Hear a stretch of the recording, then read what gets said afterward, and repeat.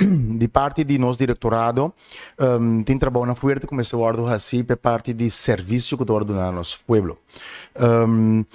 Den último período, tem certo trâmite na guarda assim, bode título de digitalização, pero o resultado que nós está constatado a digitalizar, pero o serviço não melhora, ao contrário. Kubutanya tem várias áreas, juist retraso de trabalho simplesmente para sobre o processo para poder chegar no resultado na acordo reestruturar e definir. E a situação é hope de nós cidadãos não tem encontrar e sentir juist mais retraso que de anterior. Bisane sei, exemplo nessa situação que tem no nosso departamento de burgerzaken.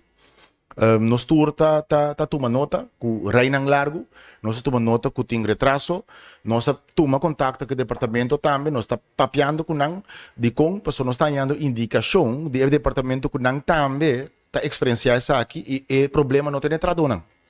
E tradução está assim esforço, pero não também está na cabeça simplesmente para ser sistema não que acordo implementar e procedura na maneira que o acordo implementar, na lugar de facilitar o processo, está obstaculizando de maneira eficiente de tra.